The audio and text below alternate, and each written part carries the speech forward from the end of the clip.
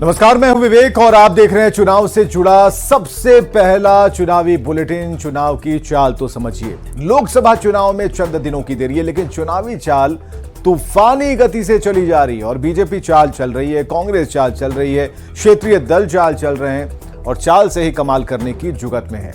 हमारी भी नजर है चुनाव की हर एक चाल पर, तो चुनाव से जुड़ी हर एक खबर को दिखाएंगे और खबर के अंदर की एक एक चाल समझाएंगे। बस देखते रहिएगा। देश का सबसे पहला समझाने वाला बुलेटिन, चुनाव की चाल तो समझिए।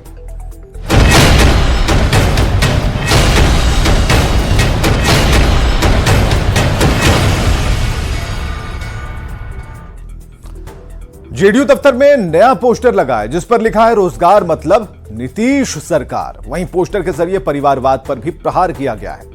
दूसरे पोस्टर में लिखा गया है पूरा बिहार हमारा परिवार। आरजेडी जिस तरीके से नौकरियों का क्रेडिट तेजस्वी यादव को दे रही है, जेडीयू ने पोस्टर के जरिए आरजेडी को जवाब दिया है।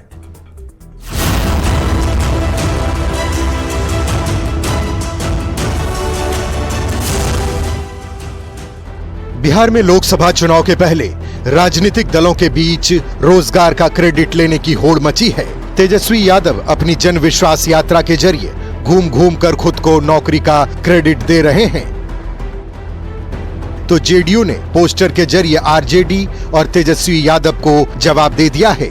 जेडीयू दफ्तर में नए पोस्टर लगे हैं जिसमें साफ साफ लिखा है कि रोजगार मतलब नीतीश सरकार। दरअसल तेजस्वी जी को कोई काम धंधा नहीं है और जो काम नीतीश कुमार जी ने किया उसको भजाना चाहते हैं, लेकिन बिहार की जनता नादान नहीं है। बिहार की जनता सब समझती है।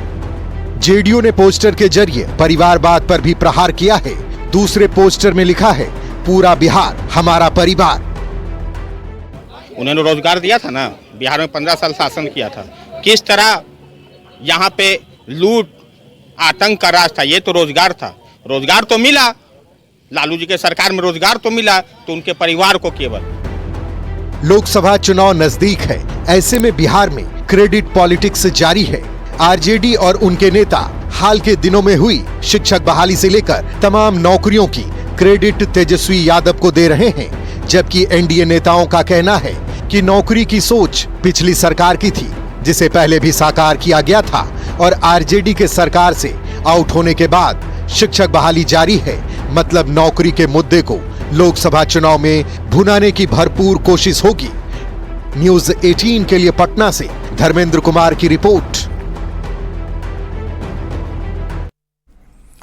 तो पोस्टर के पीछे की चुनावी चाल समझिए। बिहार विधानसभा चुनाव 2020 में नौकरी एक बड़ा मुद्दा था। तेजस्वी यादव ने पहली कलम से 10 लाख नौकरी का वादा किया था। दूसरी तरफ बीजेपी ने 19 लाख रोजगार का वादा किया था, जबकि नीतीश कुमार ने 20 लाख रोजगार का वादा किया। अब चुनाव में एनडीए की सरकार बनी और सरकार बनने के बाद नीतीश कुमार ने इस वादे को फिर से दोहराया। नई सरकार में नौकरी की प्लानिंग शुरू हो गई, लेकिन कुछ ही दिनों बाद बिहार में सरकार बदल गई और आरजेडी सरकार में शामिल हो गई। अब नौकरी देने का सिलसिला चल ही रहा था कि बिहार में आरजेडी सरकार से आउट हो गई और एक बार फिर एनडीए की सरकार बन गई।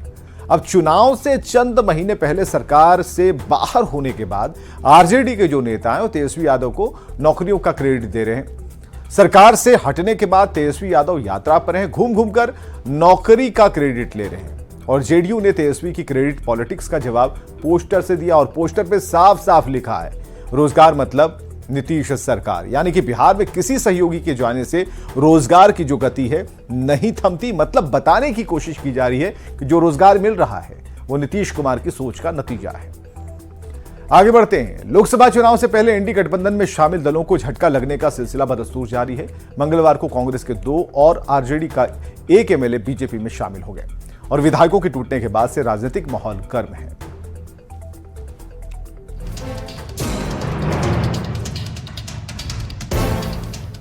मंगलवार को आरजेडी और कांग्रेस के विधायकों की टूट का असर बुधवार को विधानसभा के अंदर और बाहर दोनों जगह दिखा। हाथ में तख्ती लेकर महागठबंधन के विधायकों ने नारेबाजी की और आरोप लगाया कि पैसों के दम पर विधायकों को खरीदा जा रहा है। भारतीय जनता पार्टी को पड़ चुकी है खरीदो फरोख्त बल छल का उपयोग करने की आदत पड़ चुकी है। मैंने ये कहा कि छोड़ो कल की बातें, कल की बात पुरानी, नए दौर में लिखेंगे मिलकर नई कहानी। दूसरी ओर महागठबंधन के नेताओं की तरफ से लगाए जा रहे आरोपों पर एनडीए नेताओं ने पलटवार किया। एनडीए नेताओं का कहना है कि जो लोग खेल करने की बात कह रहे थे उन्हीं के साथ खेल हो गया। एक्शन का रिएक्शन होता है और एक्शन जिन लोगों ने किया, कहा खेला करेंगे तो आप लोग के सामने हमने 4 दिन पहले कहा था कि पड़ जाइएगा झमेला में। शुरुआत किए राजद के लोग, गायब कर रहे थे, खरीद फरोख्त का ऑफर दे रहे थे।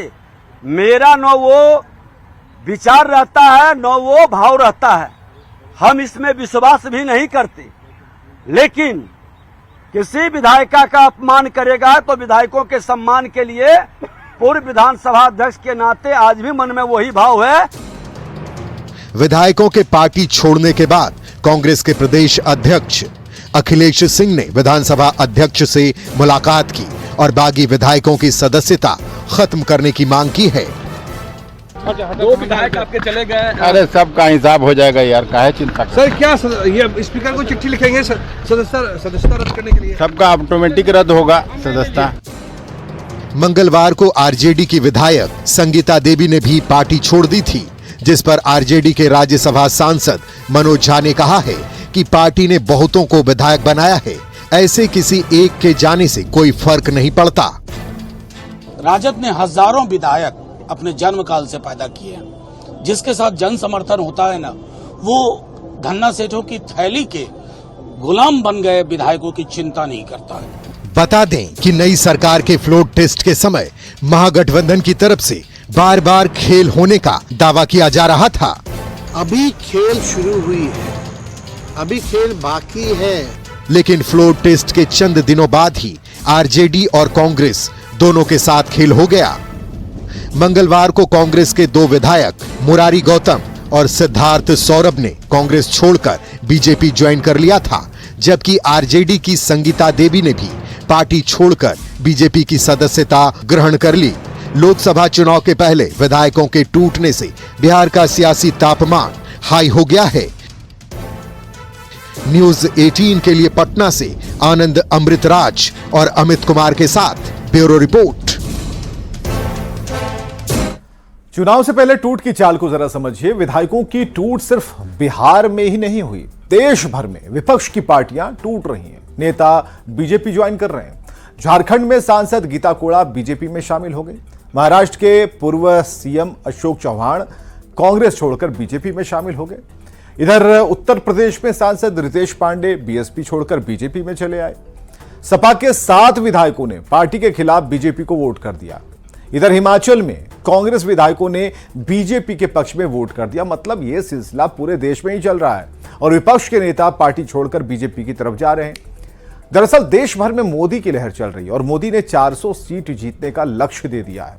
मोदी का रिकॉर्ड पूरे देश को पता है। विपक्षी नेताओं को हार का डर सता रहा और यही वजह है कि कई नेता अपनी अपनी पार्टियां छोड़ रहे हैं और जा रहे हैं बीजेपी की तरफ। हिमाचल प्रदेश में राज्यसभा चुनाव में मिली हार के बाद कांग्रेस सरकार पर भी संकट के बादल मंडरा रहे हैं। एक तो पहले ही कांग्रेस के 6 और 3 निर्दलीय विधायक बागी हो चुके हैं। दूसरी तरफ विक्रमादित्य सिंह ने मंत्री पद से इस्तीफा देकर माहौल को और भी गर्मा दिया। हालात से निपटने के लिए दिल्ली कांग्रेस आला कमान ने पर्यवेक्षकों की टीम भेजी है, जो विधायकों से बात करके रिपोर्ट कांग्रेस अध्यक्ष मल्लिकार्जुन खड़गे को सौंपेगी।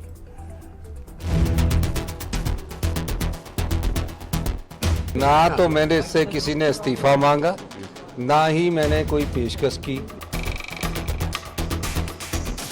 कांग्रेस के पास बहुमत नहीं है और वो बहुमत साबित करने के लिए सिर्फ एक ही अखंडा करेगी, वो भारतीय जनता पार्टी के विधायकों को सदन से सस्पेंड करेगी।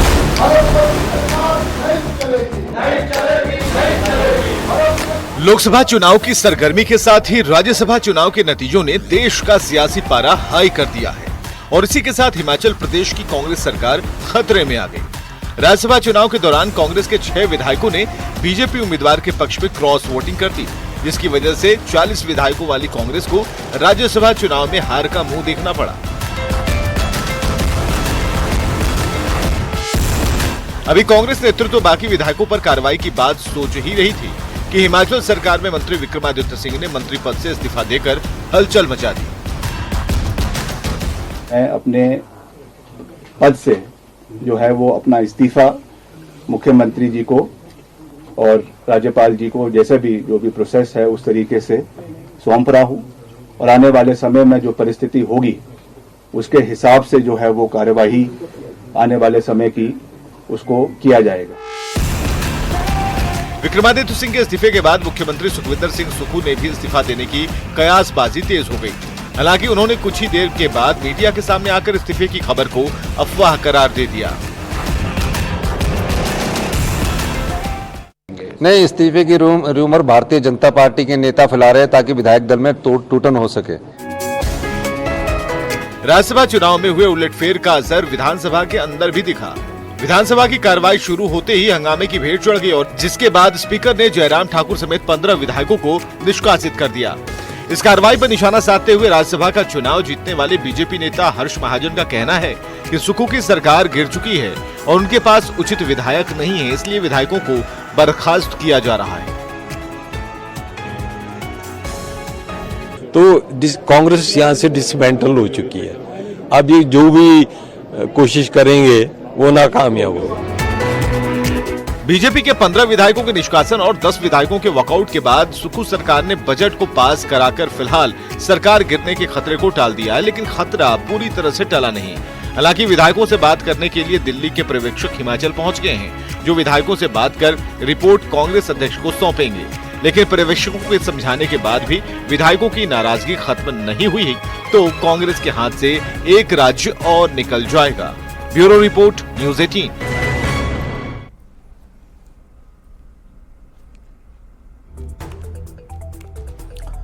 इस साल के सबसे बड़े शादी समारोह की तैयारियां जोर शोर से चल रही हैं। रिलायंस इंडस्ट्रीज के सीएमडी मुकेश अंबानी के बेटे अनंत अंबानी राधिका मर्चेंट के साथ शादी के बंधन में बंधने जा रहे हैं। 12 जुलाई को अनंत और राधिका की शादी होगी और उससे पहले जामनगर में प्री वेडिंग सेरेमनी होगी। 1 मार्च से 3 मार्च के बीच गुजरात के जामनगर में अनंत अंबानी और राधिका मर्चेंट की प्री वेडिंग सेरेमनी होनी है। प्री वेडिंग सेरेमनी की शुरुआत अन्न सेवा से हुई।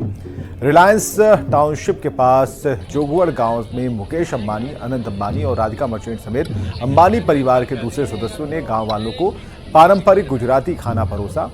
राधिका की नानी मां शैला मर्चेंट और पिता वीरेन मर्चेंट भी अन्न सेवा में शामिल हुए और करीब 51,000 स्थानीय निवासियों को भोजन परोसा गया, जो अगले कुछ दिनों तक जारी रहेगा।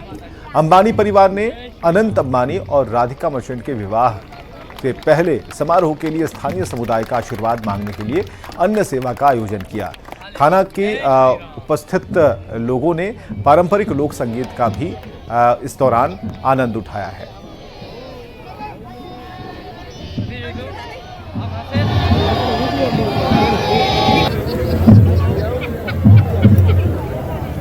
अन्न सेवा से जुड़ी हुई तस्वीरें आप देख पा रहे हैं। अन्न सेवा से यानी कि प्री वेडिंग सेरेमनी से पहले और रिलायंस टाउनशिप के पास ही एक गांव है जहां पर स्थानीय लोगों को खाना परोसा गया, गुजराती खाना परोसा गया और 51,000 लोगों को खाना खिलाया जाएगा, जिसकी शुरुआत हो चुकी है और अनंत अंबानी खुद यहां पर खाना परोसते नजर आ रहे हैं।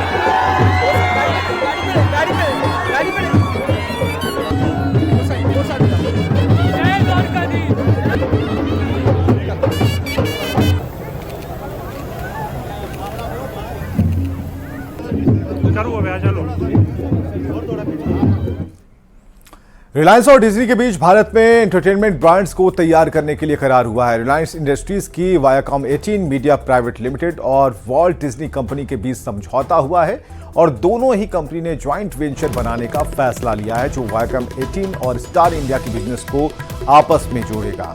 इस ज्वाइंट वेंचर में रिलायंस 11,500 करोड़ रुपए का निवेश करेगी और कंपनी के ज्वाइंट वेंचर में 16.34% की हिस्सेदारी होगी। वहीं डिज्नी ज्वाइंट वेंचर को कंटेंट लाइसेंस मुहैया कराएगा। ज्वाइंट वेंचर को लेकर जारी की गई जानकारी में कहा गया है कि रिलायंस इंडस्ट्रीज, वायाकॉम 18 और वॉल्ट डिज्नी कंपनी ने एक ज्वाइंट वेंचर को स्थापित करने के लिए समझौते पर हस्ताक्षर किए हैं, जो वायाकॉम 18 और स्टार इंडिया के कारोबार को एक साथ लाएगा। इस ज्वाइंट वेंचर में रिलायंस की हिस्सेदारी 16.34% होगी, वहीं वायाकॉम 18 की हिस्सेदारी 46.82% होगी। ज्वाइंट वेंचर में डिज्नी की हिस्सेदारी 36.84% होगी और नीता अंबानी इस ज्वाइंट वेंचर की चेयरपर्सन होंगी। ज्वाइंट वेंचर की ट्रांजैक्शन वैल्यू 70,352 करोड़ रुपए होगी।